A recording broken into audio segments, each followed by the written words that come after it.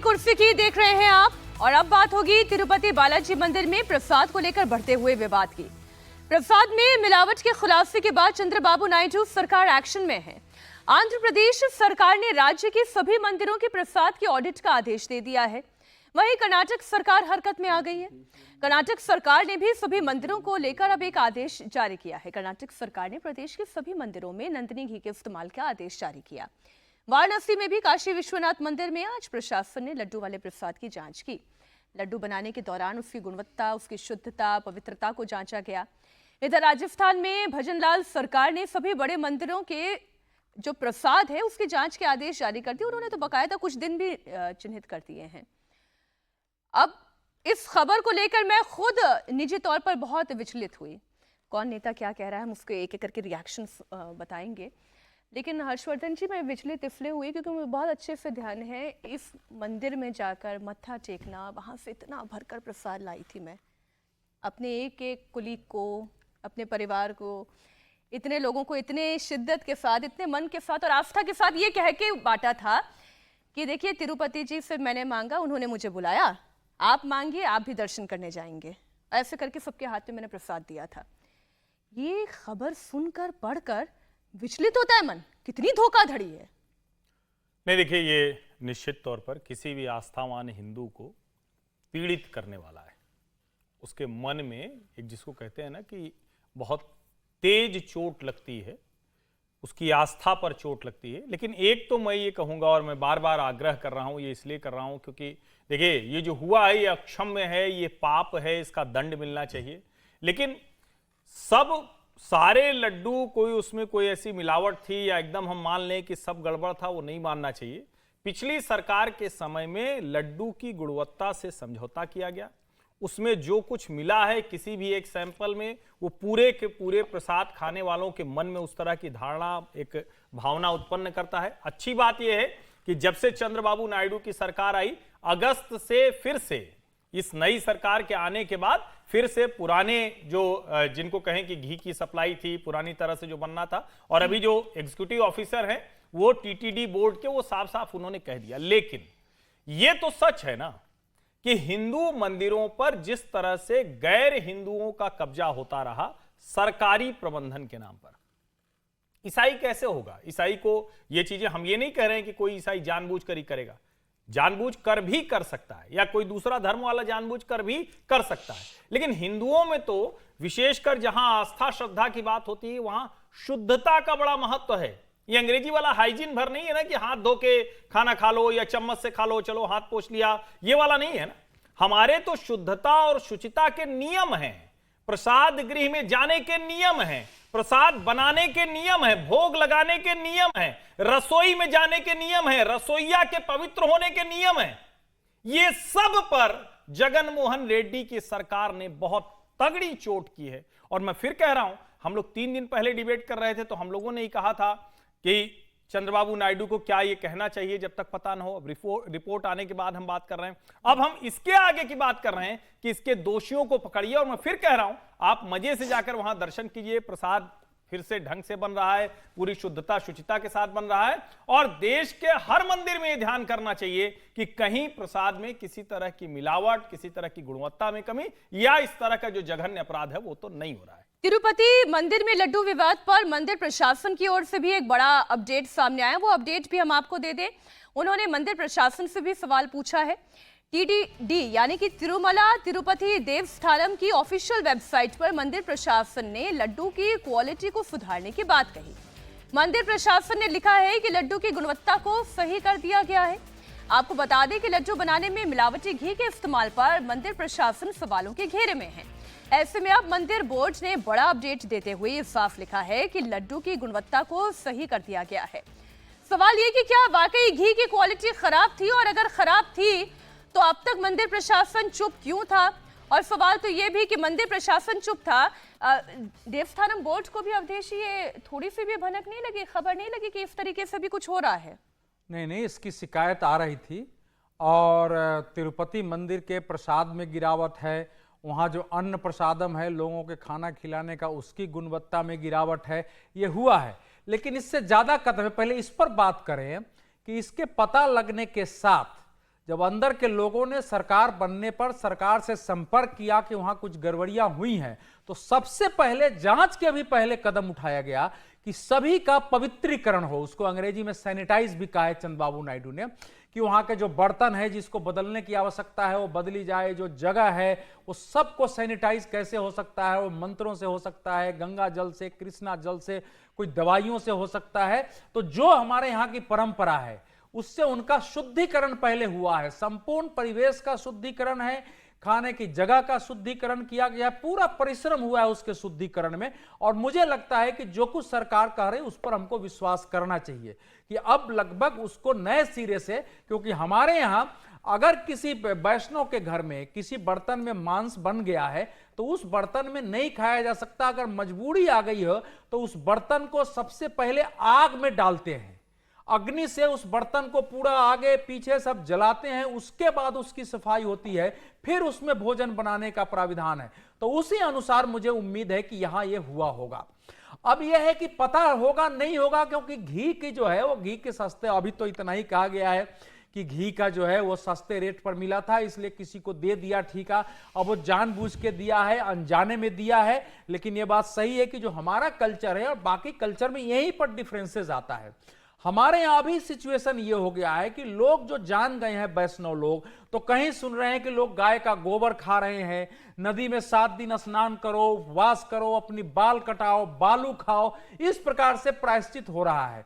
तो वो भी देखने की जरूरत है कि इसकी क्या आवश्यकता है, या कुछ ही प्रसाद जैसे इन लोगों ने कहा है, मेरी भी जानकारी में है। लेकिन यह पता करना मुश्किल है कि वो जो अशुद्ध प्रसाद थी जिसमें कि गाय की चर्बी और सुअर का वो जिसको लौट बोलते हैं और बाकी चीजें आ गई, क्योंकि जो निकला है उसमें निकला है, देखिए, सोयाबीन, अलसी, जैतून, गेहूं की फलियां, मक्का, कपास के बीज के साथ मछली का तेल, बीफ टैलो, पाम तेल और सुअर की चर्बी उसमें शामिल है। माने लाड उसको बोलते हैं कि वो फैटी टिश्यूज सुअर का होता है, उसको लाड बोलते हैं।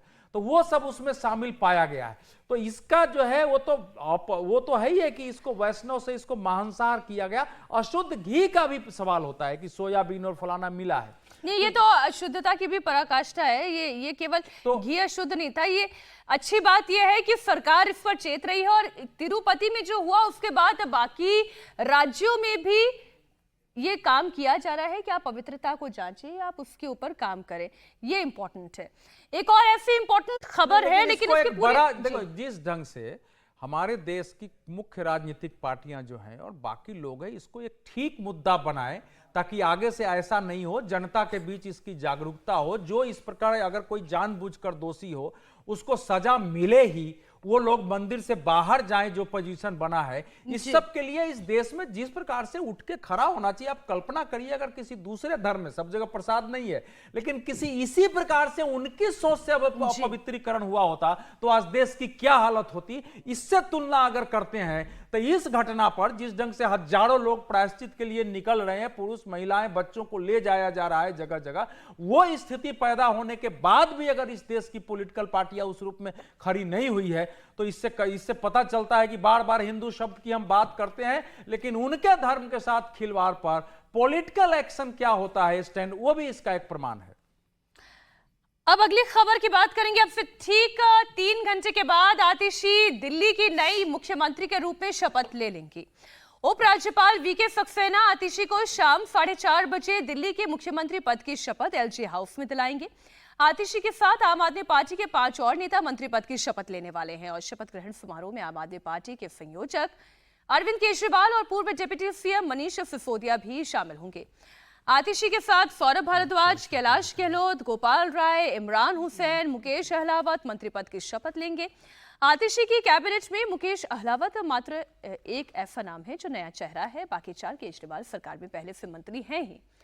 कांग्रेस की शीला दीक्षित और बीजेपी की सुषमा स्वराज के बाद आतिशी दिल्ली की तीसरी महिला मुख्यमंत्री के तौर पर शपथ लेंगी। आतिशी दिल्ली की सबसे युवा मुख्यमंत्री भी होंगी। वैसे तो कहने को बहुत सारी बातें और हैं उनके प्रोफाइल के बारे में, हम लगातार पिछले कई दिनों से चर्चा कर ही रहे हैं, लेकिन अरविंद केजरीवाल ने सबसे ज्यादा विजय जी भरोसा जताया आतिशी पर। और आतिशी तो बिल्कुल इतनी सैड हैं, इतनी परेशान हैं, वो ये कह रहे हैं कि ये सबसे दुखद दिन होने जा रहा है। आज वो शपथ लेंगे तो शायद सबसे ज्यादा दुखी होंगी। वो देखिए, पॉलिटिक्स में अपने लीडर के लिए दुख जाहिर करना कोई असामान्य बात नहीं है। उनको अरविंद केजरीवाल उनके लीडर हैं और उनका दुख है उनको कि भाई अरविंद केजरीवाल जी ने इस्तीफा दिया है वो, और ये जाहिर करना मतलब मैं इसको कोई असामान्य तरीके से नहीं देखता। ठीक है, वो क्या कर रही हैं, अब ये तो उनकी राजनीतिक बात है कि वो दुखी हैं कि खुश हैं। अभी उनके पास मौका है कि वो दिल्ली के का कितना मौका है। हाँ, वही मैं कह रहा हूँ कि जो 5 महीने 4 महीने हैं उसमें वो कितना काम कर सकती हैं, क्या जो पिछले काफी समय से करना चाह रहे थे कुछ काम कर, आप बोल रहे हैं नहीं।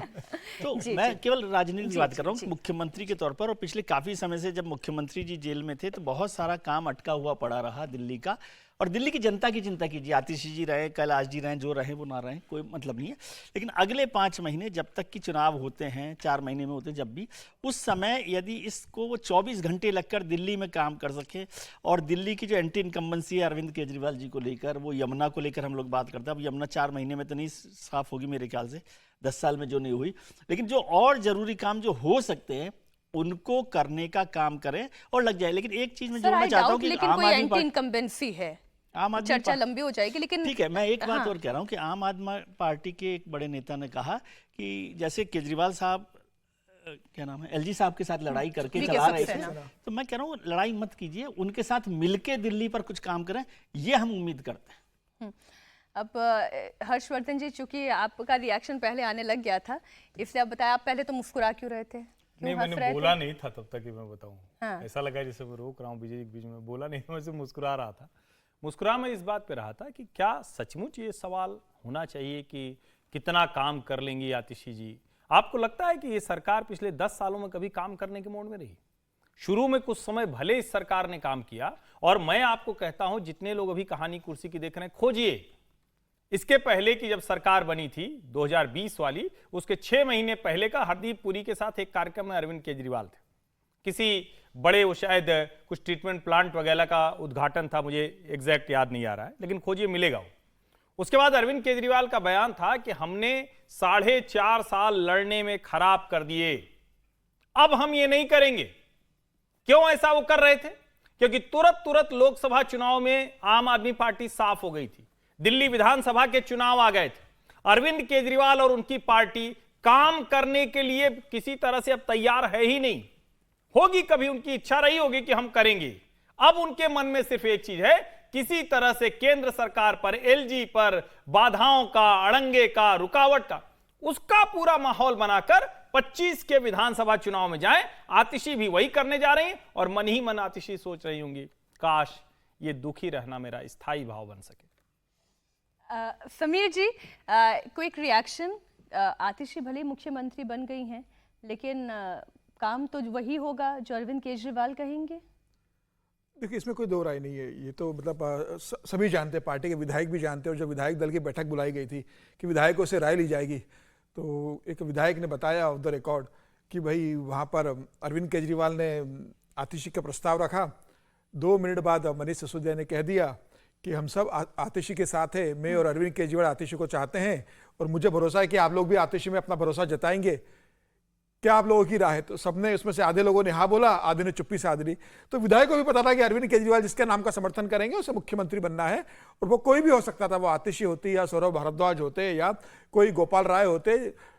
अरविंद केजरीवाल इतने बड़े नेता है, आम आदमी पार्टी के संस्थापक है, सबसे बड़ा चेहरा है, उनके नाम पर चुनाव लड़ा जाता है, उनके नाम पर वोट मांगा जाता है, तो निश्चित रूप से उनके आगे नहीं जा सकता। लेकिन भारतीय जनता पार्टी के 2 भी मुख्यमंत्री जो बने थे, उनके बड़े इंटरेस्टिंग किस्से। मध्य प्रदेश में उमा भारती का जब इस्तीफा हुआ, बाबूलाल गौर को मुख्यमंत्री बनाया गया, तो बाबूलाल गौर ने का सबसे पहले बयान आया था कि ये तो उमा भारती का जनादेश था, मैं मुख्यमंत्री बन गया हूँ किसी कारणवश, उमा जी जब आएंगी ये कुर्सी मैं उनके लिए खाली कर दूंगा। बाद में क्या हुआ सबको मालूम है। इसके बाद एक दूसरा बड़ा किस्सा रहा कर्नाटका का। अरविंद केजरीवाल जी को दूसरा किस्सा एक और मजेदार बताता हूँ कर्नाटका का। कर्नाटका में येदियुरप्पा का इस्तीफा हुआ, तो येदियुरप्पा ने कहा कि मैं इस्तीफा तभी दूंगा अगर सदानंद गौड़ा मुख्यमंत्री बनेंगे। वो उनके सबसे करीबी आदमी थे, सदानंद गौड़ा मुख्यमंत्री बने। सदानंद गौड़ा ने कहा कि येदियुरप्पा ने मुझे मुख्यमंत्री बना दिया, मैं जो कुछ भी हूँ येदियुरप्पा के कारण हूँ, येदियुरप्पा जी जिस दिन चाहेंगे मैं कुर्सी छोड़ दूंगा। बाद में फिर येदियुरप्पा को ये कहना पड़ा कि मैं तब तक कर्नाटका नहीं जाऊंगा जब तक सदानंद गौड़ा का इस्तीफा नहीं करा दूंगा दिल्ली से। वो दिल्ली में डटे रहे। तो राजनीति एक बार जो कुर्सी में बैठ जाता है, कुर्सी को समझते नहीं, कुर्सी की ताकत आपको समझ में आती है? छोड़ते नहीं है। हाँ, तो अब ये देखना कुर्सी भी होगा छोड़ती आतिशी है उतनी मतलब सहजता से उसे स्वीकार कर पाएगी क्या कि बार बार ये मुश्किल कहा काम जाए है। कि मैं सिर्फ 4 महीने की मुख्यमंत्री हूं। आतिशी बताने की कोशिश करेगी अपने काम से कि जो 4 महीने मैंने काम किया है अरविंद केजरीवाल 10 साल में भी नहीं कर पाए। वो कहेगी, जनता को भी संदेश देने की कोशिश करेगी। लेकिन मुझे कि इसमें थोड़ा मेरे सा भी 4 डाउट महीने लग रहा है। अरविंद केजरीवाल के 10 साल की आप तुलना करो और फिर तय करो कि मुझे मुख्यमंत्री बनूं कि नहीं बनूं।